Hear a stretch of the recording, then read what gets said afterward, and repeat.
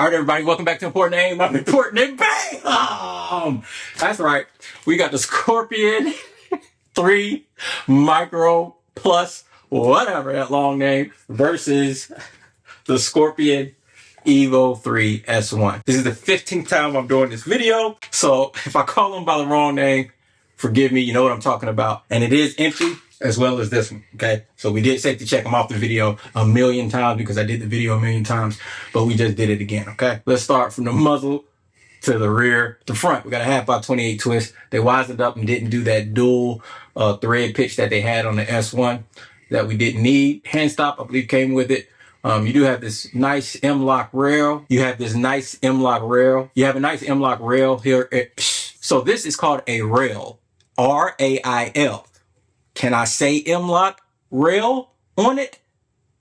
I don't know. You know what I'm talking about. It's at the front. Charging handle out of the box, much better than the Evo S1. You can actually move this one. It took probably, seriously, 200 rounds before this one loosened up enough for me to actually use it. This right here compared to the S1, this is actually your bolt release here, as you can see. You got your magazine release on this side, as well as what looks like a bolt release on this side, but it's actually for your magazine, okay? On the S1, this is simply your mag release, and then you got your bolt release right there. Now, let me tell you, this out of the box, I could barely actuate this bolt release. It's extremely light now. It works, no problem. But it did take several hundred rounds for that to loosen up. Talk a little bit about the safety. Doesn't that look great? Scorpion users know why that looks so good. You damn near couldn't use the safety on the S1. It was almost a must to change it. It would dig into your hand right here as you shot. So it's changed. It doesn't dig in anymore. And it actually works. It's not as stiff. On the S1, I did change it on one side to this AK style safety. Overall, I like it better still than that new improved safety that they have on the Micro. You can tell yourself you can deal with it. It doesn't matter. Maybe the shape of your hand. Let's do a quick trigger test. Got 11.2 there, 11.9 there, 9.9. It feels more like that. Do the S1. 8 pound, 7.11, and 6. So the trigger on the S1 is better, but as you can see, it's an aftermarket trigger. So I changed this simply because the aftermarket parts for the Scorpion, they're really dirt cheap, minus maybe your handguard. I think the handguard was like $200. Airborne Arms handguard. They're dirt cheap, so I went ahead and got it when I was getting the safety. This trigger I'm talking about. Plus, I'm a flat trigger thought, so I had to have one. I'll tell you, while I was shooting the Micro, the trigger didn't bother me. It was very definitive, if that makes sense. It's not a real pull to a wall and then shoot. It's kind of just there. It's there. It's the trigger. When you pull me, you know, I'm going to shoot. More than the weight, though, I want a flat trigger. Yeah, it is what it is. The grip, infinitely better than the stock grip that comes on the S1. You know, everybody generally complained about that grip. I opted to go with the Magpul grip, which mainly because of this texture that's on it. I mean, it almost rubs your skin off, which is great for me. I really like it. It's also a more robust grip than what comes on the Micro, but we're talking about a smaller gun. This is supposed to be a small package, hence Micro. Small package. I wouldn't know anything about that.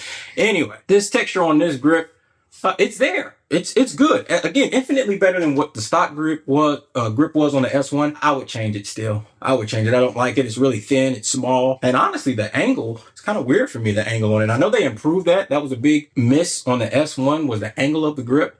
That Magpul fixes it. This probably still needs a little bit of adjustment. So I would probably change it. But again, when you're talking about a package out of the box, a billion times better than the one that came on the S1, okay? Sights are basically the same. Great sights that come with it. Sturdy sights that come out of the factory. Standard pick rail here. My homeboy, it's his gun. He opted for the SB Tactical Brace, this style. I don't really remember the name. When you're talking about length of pull, you know, I'm the bad posture monster, so I'm already hunched up like this. That FX9 that you hear me brag on a lot, that I absolutely love, it's a real small package as well. And I'm just hunched up, balled up like a piece of paper when I'm shooting it because it's comfortable for me and I shoot it well. This, I kind of get that same effect. Boom. But I really like it. This mount that I have on there, I put a QD mount just to take it to the range. We threw this on there. We tried to zero it in as best we could. It was pretty good.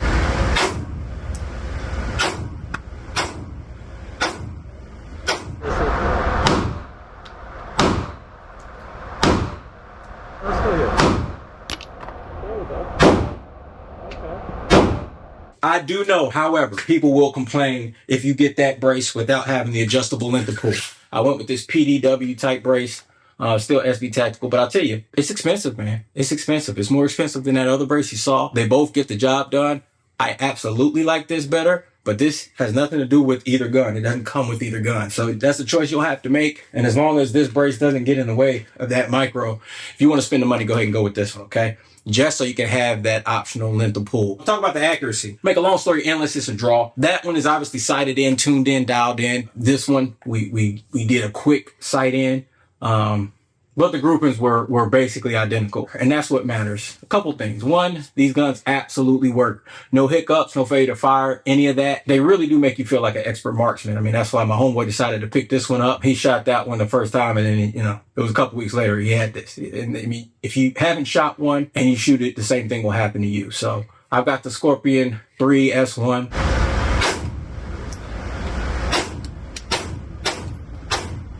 Would I buy the micro? Asking me personally, yes, because I'll just buy anything. It doesn't matter. But I don't feel pressured to buy the micro. It's a lot lighter. It's smaller. This is, I think, 14.6 inches compared to 16 inches. That's absent the brace. From here to here, you got 14.6 inches. A smaller package. It is lighter. If that's what you're worried about, then go with this micro. If you don't want to spend any money on aftermarket parts, you have to go with the micro because you're going to end up doing that with that S1. But this retail, I guess MSRP is about $1,200. You'll find it for probably about $1,000. S1 right now, you can get it for $7.99 or lower. But again, you're going to spend some money on aftermarket parts. So do with that what you will. You guys know that this does not take the same magazines as the S1. It won't. Obviously, it's a new design. So it won't take the same magazines. If you already got a Scorpion, you can't bank on using the same magazines. And quite honestly, that's one of the reasons why I wouldn't just go buy the micro. I got to buy a whole new set of magazines. I hate that. I do not like that. If and when, I don't know if they'll ever find a way, but if they do to find a way for these to take the same mags, then yeah, maybe I'll jump right on one. But excellent gun. Scorpion is one of my favorite guns for sure. I am a little jealous that he's got the newer version, but we'll just be swapping back and forth. What do you want me to do? All right. See you next video. Peace. All right, everybody. Go.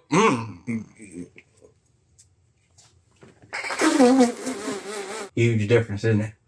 Huge difference. It's only about 2-inch difference, but it makes a difference. That's what she said.